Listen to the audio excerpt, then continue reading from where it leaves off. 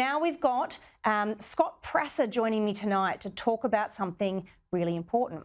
The government has underway now an external review of Australian universities. It's due to report in December of this year. Now, you might say, another report about Australian universities, because that's been about 12 over the last decade.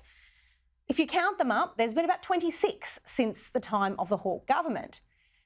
To them can be added many other minor reports, parliamentary inquiries and committee reports on the subject. Now, I can't wait to see what this review will tell us that isn't already in one of the other reports that languishes on a shelf somewhere. But given that there are so many reports on this subject already done, what's the agenda here? Now, call me cynical, but it's a common political tactic to seek a report, attempt to control its findings by narrowly framing the terms of reference, and then use it, particularly under the pretense of having been put together by experts, as the justification for changes that reflect the government's predetermined ideological plan. The terms of reference and the people who are appointed to these things often tell us a lot about what Labor is trying to achieve.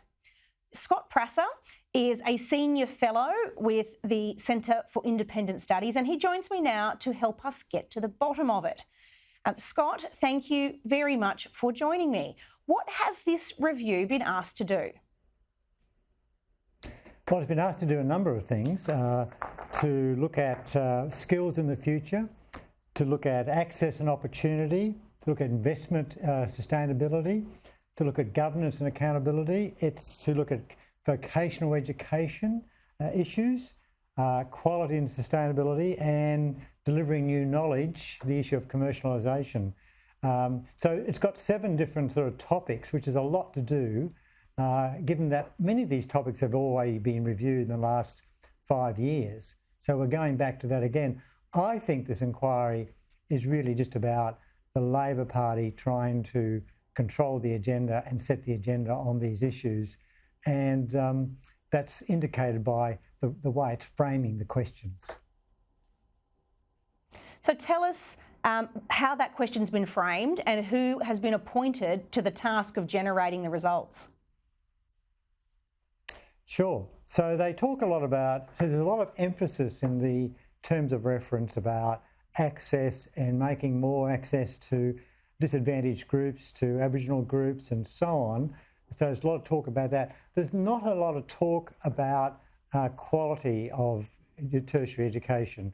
There's a lot of talk about exploring areas, exploring different areas of funding, exploring possible opportunities. So it's very vague about what they're trying to achieve and improving skills. So there's that aspect about this inquiry. And the fact that it's got a 33-person sort of reference panel on top of the 6 members of the inquiry indicates that, to me, it's more a talk fest. What worries me most, it talks about developing a universities accord with the government, just like we had the accord with the Hawke government, with the union movement. We're going to have a universities accord. I don't quite know what that means. Now, its members, it's got 6 members on its main core of its panel. 2 of them are university vice-chancellors.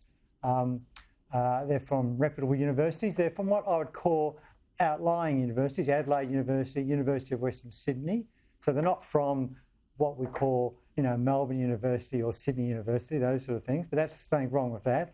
It's got a senior businesswoman from Macquarie. That's probably a good thing. It's got a former Labor minister, Jenny Macklin. Okay, it's got Professor Berendt, who's works at UTS and so on.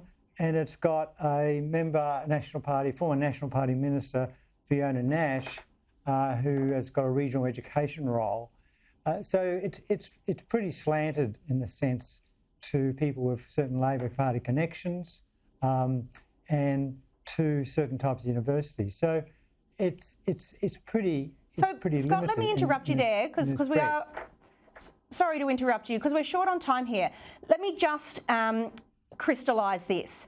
if they're avoiding a discussion about improving quality, which is where the problem is in our universities, but expanding on new opportunities, is this just a blatant play for big money for big universities that we know is part of the Labor DNA?